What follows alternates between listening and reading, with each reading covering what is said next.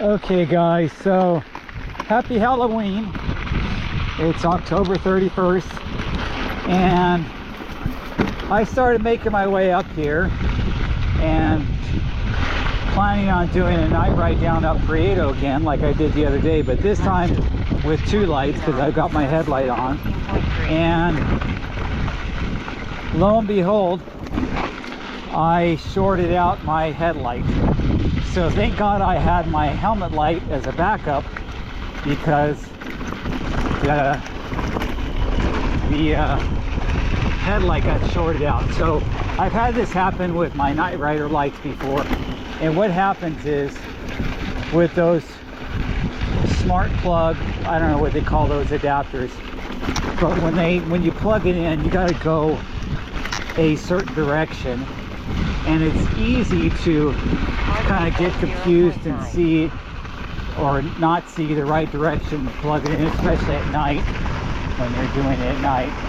And so the best thing to do is have it plugged in and turn it on before you even come to the mountains, and that's what I did last week. But today I decided to put it in my pack right over here and then assemble it. Not really assemble it, but you know, plug it in and mount it to my frame. I'll show you in a second, but the frame, I mount the battery on the frame and then the lights on the handlebar and so on and so forth. So it's not working. It'll reset. Basically when you plug it into the charger, it'll reset that circuit. And if not, the NiteRider people, I've called them before for tech support. They are spot on. I've had great experience with my NiteRider products. That's why I've always bought NiteRider stuff.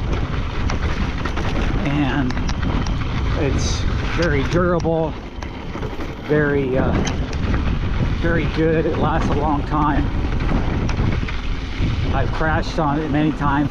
One time I crashed on it, broke a little piece that was the little button on top of the light broke off just the way I crashed. I called them. They didn't even ask me to prove with the receipt that I had or anything like that. They just mailed me that little piece. And I mean, maybe they had my name in the computer, I don't know, but they were just like, oh, no problem, let me mail you out this. It's really easy. You just take out 4 screws, take the top up, take the thing apart, it's like a clamshell, and then put that piece in underneath it. So anyway, so here's the fire road coming down. As you can see, even the fire road is pretty chunky, and it's not really it's more of a double track than a full fire road. But it's got some hard pack sections, got some loose sections, got a little bit of everything, and it's kind of fun. I like coming down this way sometimes.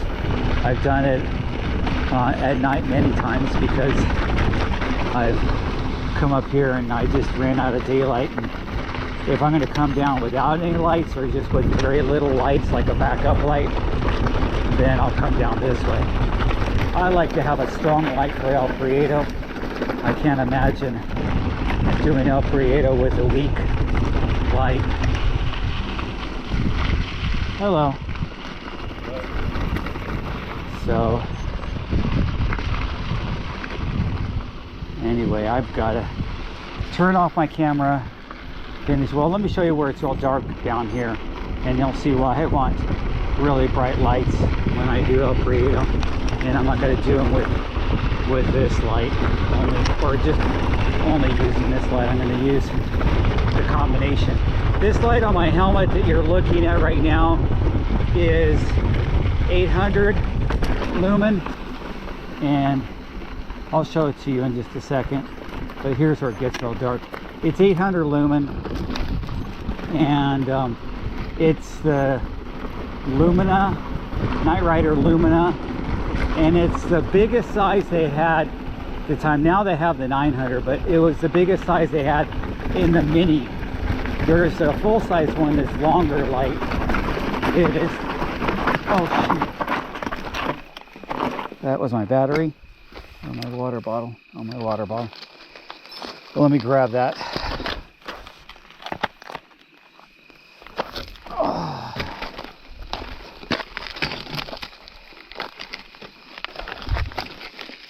My water bottle's full, that's why it fell out of there.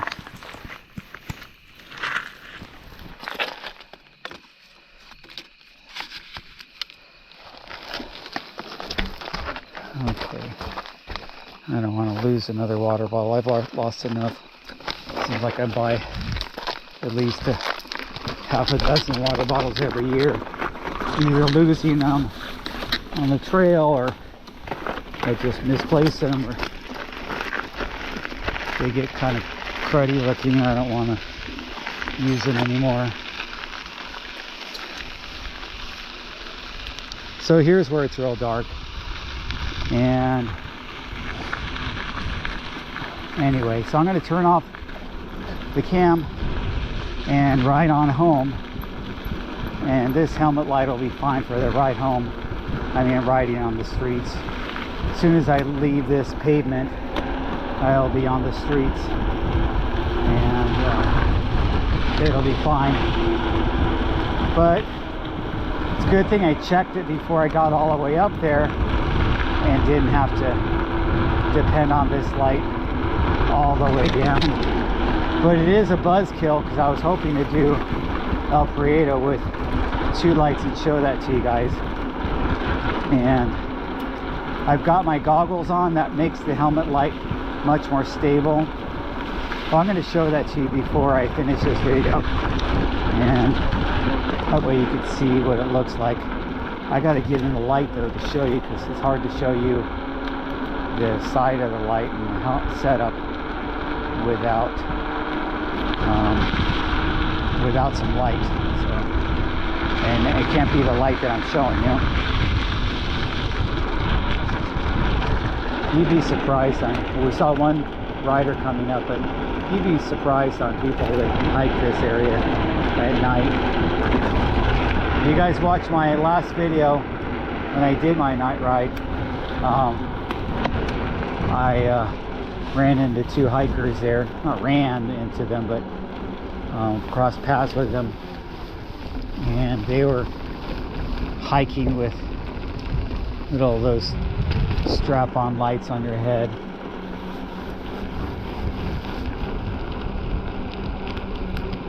Which, hey, if you like hiking, you know, and you want to hike at night, more power to you. I personally, the only time I hike at night is if I'm camping. Can't imagine hiking at night, just going and choosing to go on a night hike for some unknown reason.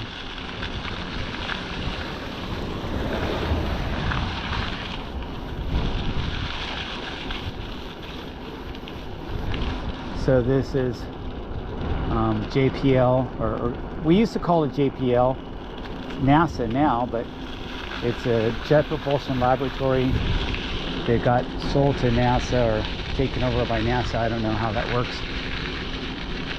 And it's a whole campus of people that do space exploration and satellites and stuff. I don't think they do Skylink, Elon Musk's satellites. I think those are done someplace else. But there are a lot of people that live around here, work there. It's a whole campus, so it's got a lot of people working there.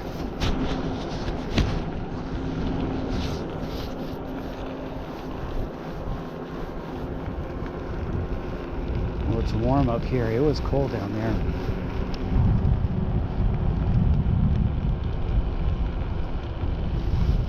Trying to get into some light to show you guys my setup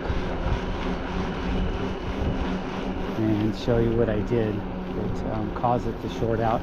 In case you guys ever have problems with your NiteRider Pro Series, this is the Pro Series.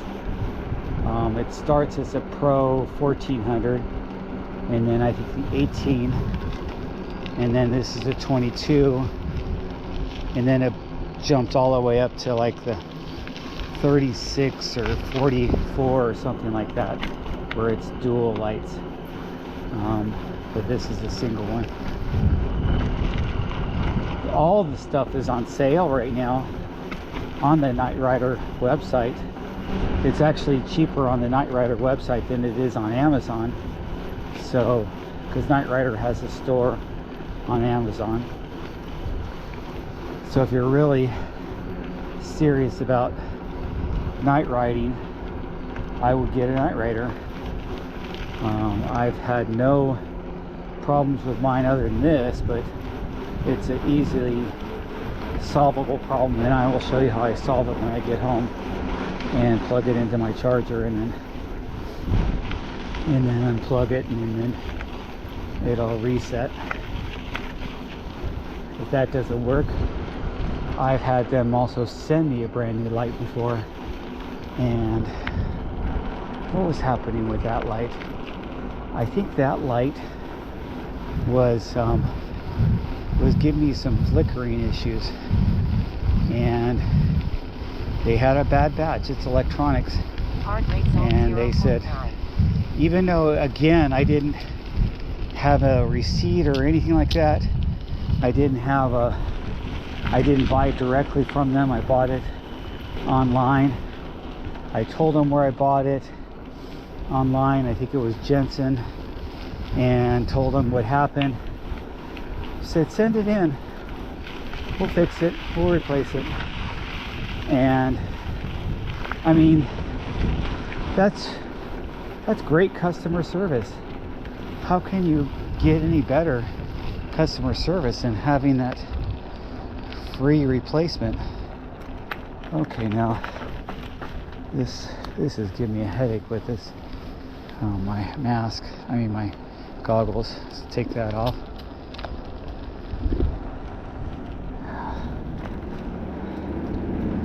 And then I'm gonna show you my setup underneath these lights over here. Maybe not this light, the other one in the parking lot. I'm not parked here, I gotta ride home, but this is where people usually park when they come to do a night ride, or come to do a day ride, I should say. Anyway, and you can see a couple cars parked over here.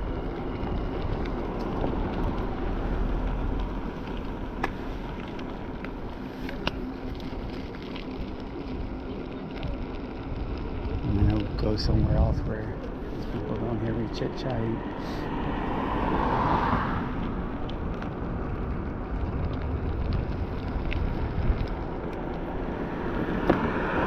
Okay, so let me show you this to you guys.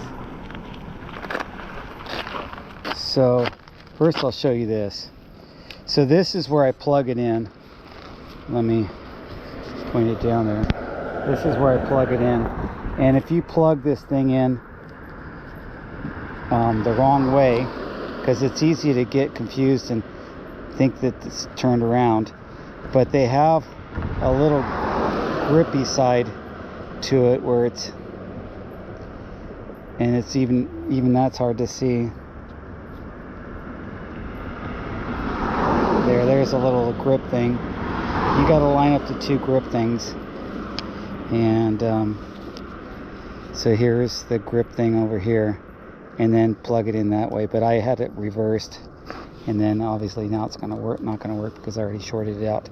But if you flip that around, it almost looks like it can connect flipped around. You can see that. I don't know how good that came out. Here is the light I'm using on my helmet, and I'll take that helmet off and show you that. So it's the 850. It's already saying it's low, so that's not good. I'll turn it off to high power, put on the lower power, because I got to ride home. But that's what I got going on the helmet, and that just goes up there by itself. You had to buy, I think it was $15 for the strap that you put on there, and strap it to your helmet, and then it's got a little slot. If you have a helmet that has like a GoPro mount, you could buy the other mount that goes on that light and turns that kind of a slot mount or slide-on mount into a GoPro mount and use it with your regular GoPro thing. But it's going to stick up higher if you do it that way, because you got that other mount in between. And I didn't want it sticking up higher, so I just went with this way. It's the same price either way. You're either paying the price for the NiteRider Lumina mount, or you're paying the price for the GoPro adapter mount and doing it that way. So thanks for watching. Sorry, I know that was kind of boring, wasn't as exciting as last week, but I'll fix my lights and get a good night ride in with both lights glaring, and show you why I like using two lights on El Prieto, and